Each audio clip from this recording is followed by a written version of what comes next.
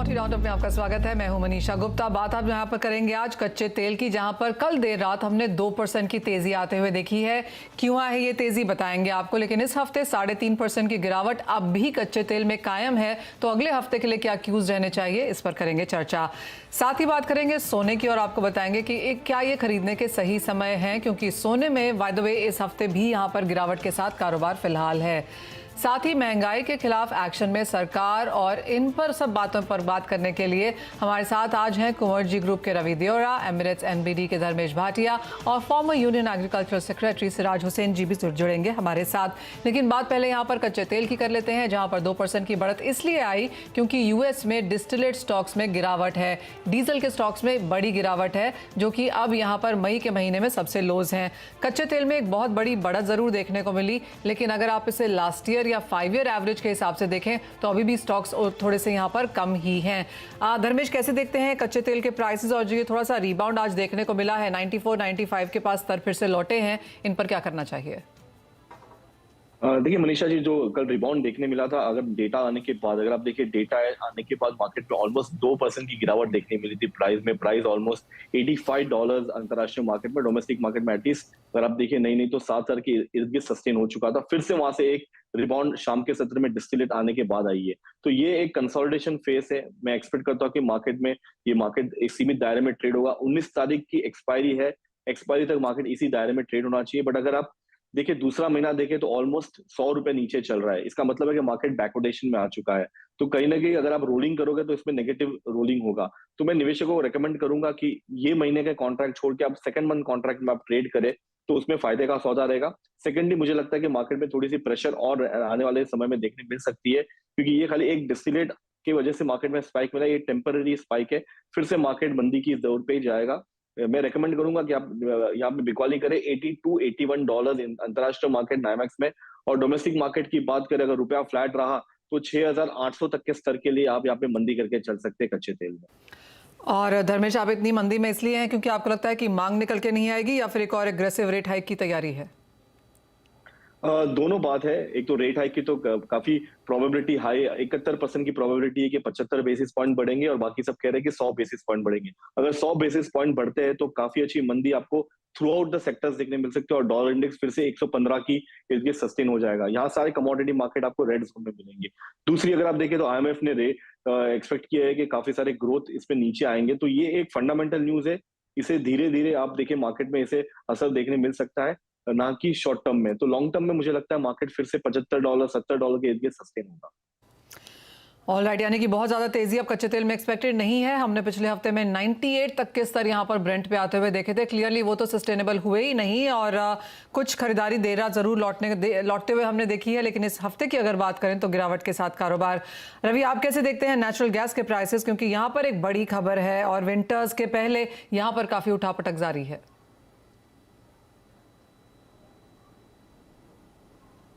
जरूर से natural gas में अगर क्रूड के प्राइसेस लिमिटेड रहे तो वहाँ पे जो पहले एस्टिमेट थी कि इंटरनेशनल मार्केट में $10 तक एंड डोमेस्टिक मार्केट में 800-900, ऐसा कुछ चांसेस ये लेवल पे मुझे कम दिख रहा है। But yes, all over fundamental जो क्रूड के यहाँ पे थोड़ा बहुत फंडामेंटल में एडिशन ये है कि यहाँ पे सप्लाई रिलेटेड काफ़ी इश्यूज अभी मार्केट में प्रिवेल है। अभी भी ये तय नहीं हुआ कि यूरो एंड रशिया के बिटवीन कोई ऐसी सहमति बनी है कि आगे जाके विंटर में सप्लाई जारी रहेगी, और यूएस एंड यूरो के बिटवीन इतना कोई बड़ा इंफ्रास्ट्रक्चर अवेलेबल नहीं है।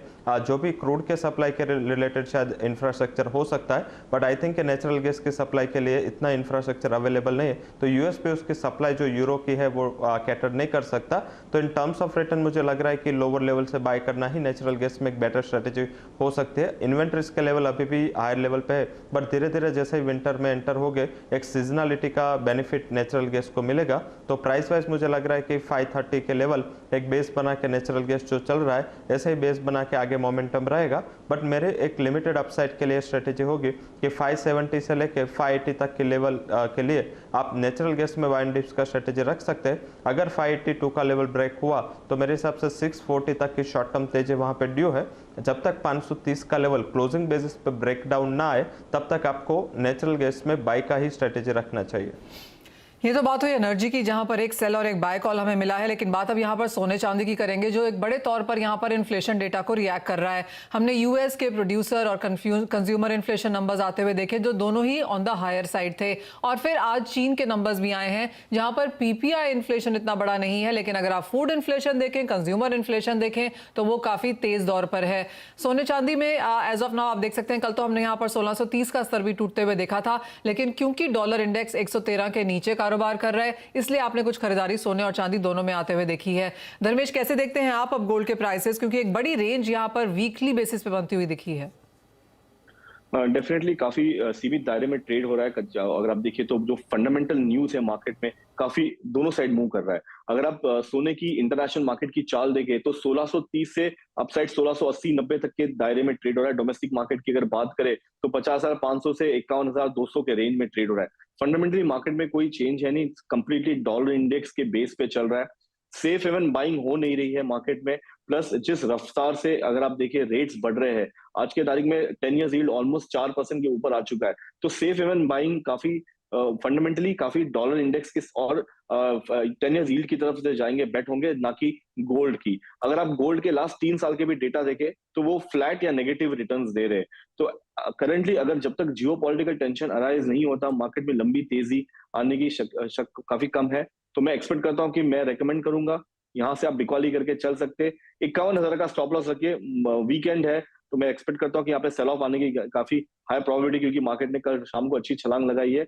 और डाउन साइड एक्सपेक्ट करिए कि 50,750 से लेके 50,500 के स्तर आपको देखने मिल सकते हैं एक्सपायरी तक। और इंटरनेशनल मार्केट की बात करें तो 1655 से लेके 1650 का स्तर है, जो काफी की लेवल है, मार्केट वहां पे एक बार आ सकता है। तो मेरी रिकमेंडेशन रहेगी बिकवाली की। और चांदी में क्या करना चाहिए रवि, यहां पर क्या राय है?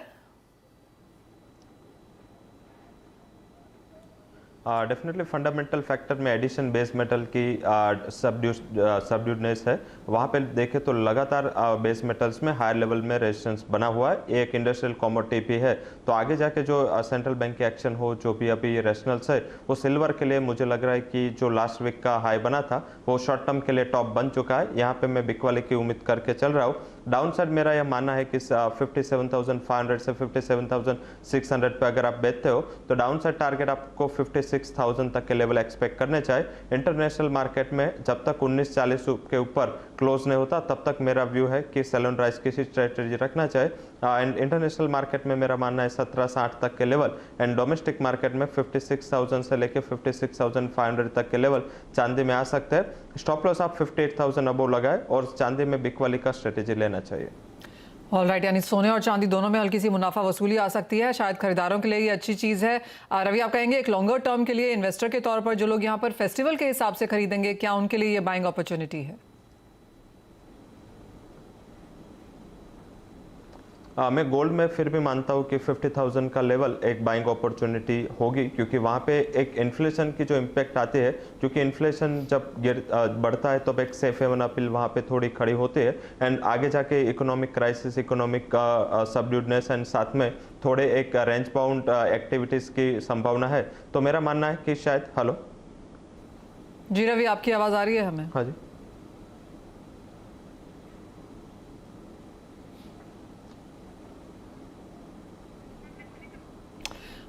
ऑलराइट, रवि से वहाँ पर संपर्क डिस्कनेक्ट हुआ लगता है, लेकिन जैसे वो कह रहे थे कि सोने चांदी, दोनों ही एक्सपर्ट्स ने हमें कहा है कि सोने चांदी में नियर टर्म में एक बिकवाली का ट्रेंड बनता है, लेकिन लॉन्गर टर्म के लिए यहाँ पर सोना एक बेहतर इन्वेस्टमेंट अपॉर्चुनिटी है चांदी के हिसाब से, क्योंकि चांदी यहाँ पर वॉलेटाइल रह सकती है और चांदी काफ़ी हद तक यहाँ पर दूसरे बेस मेटल्स को भी फॉलो करेगी, जहाँ पर काफ़ी हद तक मुनाफा वसूली की पैटर्न हमने यहाँ पर बनते हुए देखी है। लेकिन मेटल्स को ही आपकी स्क्रीन पर अब लेके आना चाहेंगे, क्योंकि चाइना के ट्रेड डेटा को यहाँ पर इसको रिएक्ट करना चाहिए और हमने हल्की मुनाफा वसूली यहाँ पर लौटते हुए देखी है। आपको बता दें कि स्टील के भाव एक महीने के लोज के आसपास हैं। आयरन और फ्यूचर्स हमने देखे थे 11 महीने के लोज के आसपास यहाँ पर आते हुए। बेस मेटल्स में हल्की सी खरीदारी लेकिन यहाँ पर लौटी है, क्योंकि यहाँ पर चिंताएं काफी ज्यादा हैं रशियन सप्लाईज को लेकर, एलएमई सस्पेंशन को लेकर, जिस तरह की इन्वेंटरीज में स्मेल्टिंग में कटौती आई है उसका कुछ बहुत फायदा यहाँ पर मेटल्स लोअर लेवल्स पे उठाते हुए नजर आए हैं। धर्मेश, कैसे देखते हैं आप ये ट्रेंड और अगले हफ्ते के लिए कोई रेंज? देखिए मेरी ये बेस मेटल में टॉप पिक रहेगी एल्यूमिनियम काउंटर में, क्योंकि एल्यूमिनियम में फंडामेंटली इस पे काफी सपोर्टिव है। काफी रिस्ट्रिक्शन आ चुका है रूस की तरफ एल्यूमिनियम स्पेंटर की तरफ, और वहां से सप्लाई आने की गुंजाइश काफी कम है। ऑलमोस्ट 6% वर्ल्ड सप्लाई वहां से होती है, और अगर वो बंद होता है तो यहाँ से अच्छी खासी तेजी देखने मिल सकती है। और वही आप अगर आप देखिए प्राइस में देख सकते हो 200 से ऑलमोस्ट 210, ऑलमोस्ट 5-4-7% की तेजी आपको इसमें ऑलरेडी आ चुकी है। मैं एक्सपेक्ट करता हूँ कि तेजी कंटिन्यू रहेगी, प्लस रुपया मुझे लगता है कि डिप्रिशिएट होगा, तो ये अराउंड 215 से 218 तक के दायरे में आ सकता है। तो मैं रेकमेंड करूंगा निवेशकों को कि 210 211 का काफी अच्छा स्तर है, यहाँ पे आप निवेश करके चल सकते हैं एल्यूमिनियम काउंटर में। 206 का स्टॉप लॉस मेंटेन करें, और 215 से 220 के टारगेट के लिए आप यहाँ पे आप दिसंबर एक्सपायरी खरीद के चल सकते हैं। काफी अच्छा मुनाफा वसूली इसमें देखने मिल सकती है आपको ऊपरी स्तरों पर। All right, aluminium of course एक आउट परफॉर्मर भी रहा है। अगला अगर आप पिछला एक हफ्ता, पिछला एक महीना उठा के भी चार्ट्स देख लें तो एल्यूमिनियम ने यहाँ पर सबसे बेहतरीन परफॉर्मेंस दी है। रवि, आपकी कोई टॉप पिक मेटल्स में? जी एल्यूमिनियम ही है, क्योंकि एल्यूमिनियम देखें तो जिंक में जो सप्लाई के कंसर्न आए थे और लगातार ये कॉमोडिटी 180 से लेकर 270 280 तक अभी भी स्टेबल है, वो 320-30 जाके आई। तो मुझे लग रहा है जब सप्लाई कंसर्न होते हैं तब डिमांड का थोड़ा बहुत जो लोअर डिमांड का फैक्टर चल रहा है वो शायद साइडलाइन हो सकता है। तो पर्टिकुलर एल्यूमिनियम में मुझे लग रहा है कि 209 210 का एक अच्छा बेस सपोर्ट है, यहाँ पे बाई करके चलना चाहे अगले सप्ताह के लिए। 200 के करीब एक स्टॉप लॉस जरूर से लगाए। अपर साइड मेरा मानना है कि ऊपर 225 से लेकर 226 तक के लेवल शॉर्ट टर्म में दिख सकते हैं। हालांकि बेस मेटल में थोड़ा सबड्यूड मूव है, कल की जो डॉलर इंडेक्स की गिरावट थी इस हिसाब से अभी प्राइसेस स्टेबल हो रहे हैं। बट मुझे कॉपर में फंडामेंटल थोड़े बेरिश लग रहा है, वहां पे 665 के आसपास एक बार बिग वाली का ट्रेड लिया जा सकता है। 678 स्टॉप लॉस, अगले सप्ताह में 650 तक के लेवल में एक्सपेक्ट कर रहा हूं। तो एक कमोडिटी बाय करके एल्यूमिनियम, वहीं सेल करके आपको कॉपर में चलना है। आपका स्वागत है। और एक बड़ी खबर जो हम आपके लिए लेकर आए हैं वो ये कि सरकार ने नेफेड को, ये सूत्रों के हवाले से खबर है कि सरकार ने नेफेड को आदेश दिया है कि जिन जिलों में जिन खाद्य चीजों की कमी है नेफेड उसकी सप्लाई वहां पर करे। साथ ही सरकार की कीमतों पर नजर रखने के लिए हर जिले में एक मॉनिटरिंग सेंटर खोलने की भी योजना है। इस खबर पर बातचीत करने के लिए हमारे साथ हैं former union agricultural secretary Siraj Hussain ji. Siraj ji नमस्कार। क्लियरली महंगाई पर काबू पाने के लिए सरकार ने यहाँ पर काफी सारे मेजर्स लिए हैं। हमने पिछले 3 महीने में एक के बाद एक मेजर आता हुआ देखा है, और हम बात दोबारा ये रिपीट कर रहे हैं कि ये सूत्रों के हवाले से खबर है कि सरकार इस चीज पर विचार कर रही है कि नेफेड यहां पर जरूरत के हिसाब से सप्लाई के जो मूवमेंट है उसको यहां पर देखें। जो एक यहाँ पर एक एग्जाम्पल के तौर पे जो बात की जा रही है वो ये कि महाराष्ट्र में यहाँ पर प्याज बहुत है तो उनकी कीमत कम है, लेकिन देश के कई हिस्सों में प्याज की सप्लाईज नहीं है तो वहां पर कीमतें ज्यादा हैं। तो ये जो इम्बैलेंस है कि सरप्लस और डेफिसिट का, इसे किसी तरह से पूरा किया जाए। सबसे पहले तो आपसे यही जानना चाहेंगे कि क्या नेफेड ये कर सकता है, किस तरह की जरूरत यहाँ पर होगी, किस तरह का इंफ्रास्ट्रक्चर यहाँ पर देखने की जरूरत है? देखिए, नेफेड पिछले कुछ सालों में रबी अनियन का प्रोक्योरमेंट करता रहा है। तो अगर उनके पास रबी अनियन का प्रोक्योर्ड स्टॉक मौजूद है तो वो उस स्टॉक को कंज्यूमिंग डिस्ट्रिक्ट में, खासतौर से बड़े मेट्रोपॉलिटन सिटीज में पहुंचा सकते हैं और मदर डेयरी वगैरह के माध्यम से उसको कुछ कंसेशनल रेट पे बेचा जा सकता है। लेकिन ये कोई बहुत लार्ज स्केल पे ऑपरेशन पॉसिबल नहीं है। नेफेड के पास चने का काफी स्टॉक है, तो अगर चने के प्राइसेस बढ़ते हैं तो नेफेड मार्केट में इंटरवीन कर सकता है। लेकिन ये जितना इंटरवेंशन होता है ये सिर्फ, मैं कह सकता हूँ, एक सिंबॉलिक इंटरवेंशन होता है। इसका कुछ बहुत बड़ा इम्पैक्ट अगर हम सोचते हो कि प्राइसेस पे आ जाएगा तो वो तो नहीं आता है। सिराज जी, जैसे हमेशा देखा ही जाता है कि कहीं पर एक्सेस है, कहीं पर कम सप्लाई होती है। जो प्रोड्यूसिंग स्टेट्स होती हैं वहाँ पर ऑफ कोर्स सप्लाई ज़्यादा होती है, वो तो खरीद फरोख्त यहाँ पर होती ही होगी। लेकिन क्या ये एक स्टेप आगे जाना कि सभी जगह पे महंगाई पर काबू पाया जा सके, हर स्टेट में हम देखें कि किसी भी कमोडिटी के प्राइसेस ना बढ़ें, हर ज़िले में एक मॉनिटरिंग सेंटर खोलने की बात की जा रही है, ये कितना फीजिबल है और अगर सरकार ये करना चाहे भी तो कितना जल्दी हो सकता है? नहीं, ये तो बहुत ज्यादा फीजिबल नहीं है। ये तो बेसिकली मीडिया को आप जिससे कि डिस्कस करें और लोगों को ऐसा इंप्रेशन हो कि आप बहुत कुछ कर रहे हैं, ये तो पॉसिबल नहीं है। इतना बड़ा देश है तो गवर्नमेंट की मशीनरी तो बड़ी लिमिटेड है। गवर्नमेंट सब जगह तो नहीं पहुंच सकती है, ना गवर्नमेंट के पास डिस्ट्रीब्यूशन का मैकेनिज्म है सिवाय फेयर प्राइस शॉप्स के। तो ये तो प्राइवेट सेक्टर ही कर सकता है। और दूसरी बात ये भी देखिए कि ये कितनी एक अजीबोगरीब बात है कि हम जब फार्म लॉ बना रहे थे तो हम प्राइवेट सेक्टर का बहुत बड़ा रोल समझ रहे थे, और अब जब थोड़ा सा इन्फ्लेशन हो रहा है तो हमें लग रहा है कि प्राइवेट सेक्टर फेल हो रहा है तो हम गवर्नमेंट से करें। तो ये पॉसिबल नहीं है कि पूरे इंडिया में हर जगह आप पहुंच सकें। सिराज जी, जो ये बहुत सारे सभी कमोडिटीज के भाव जो सरकार ने हमेशा हर महीने यहाँ पर देने की कोशिश की है, सितंबर की भी एक लिस्ट है जिसके बारे में इवन पीयूष गोयल जी बात कर रहे थे कि कैसे किस कमोडिटी के भाव सितंबर में मूव करे हैं। तो ये जो पोलिंग होती है या जो भाव इकट्ठे किए जाते हैं या फिर ये मॉनिटरिंग सेंटर्स की बात की जाती है, कितना फीजिबल आप उसे भी देखते हैं?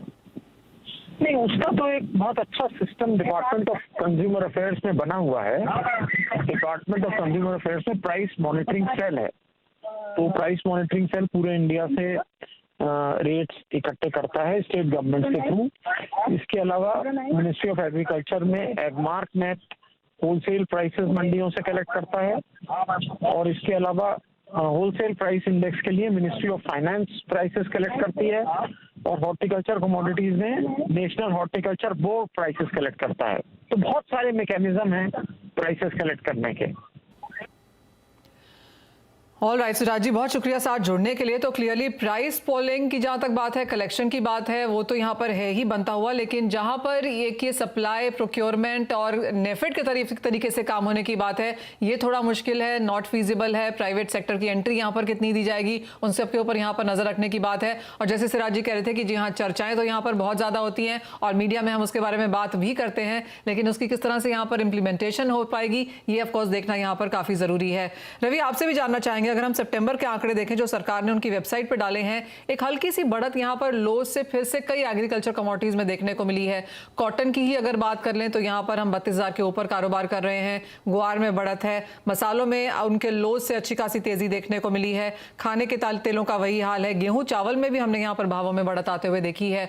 कैसे देखते हैं आप अब भाव अक्टूबर महीने के लिए?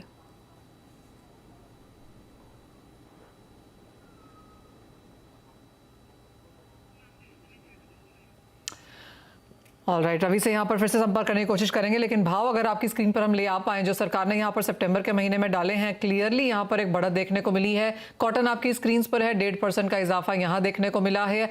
गुआर सीड, गुआर गम अगर लेकर आए तो वहाँ पर भी तेजी है। जीरे में पिछले कई दिनों में बहुत ज़्यादा बढ़त के बाद अब हल्की सी मुनाफा वसूली देखने को मिली है, लेकिन इसके बावजूद भी 23,500 के स्तर आपकी स्क्रीन पर हैं। हल्दी आप देख सकते हैं तेजी के साथ है। तो ज़्यादातर एग्रीकल्चर कमोडिटी के प्राइसेस में यहाँ पर फिर से हल्की सी बढ़त देखने को मिली है।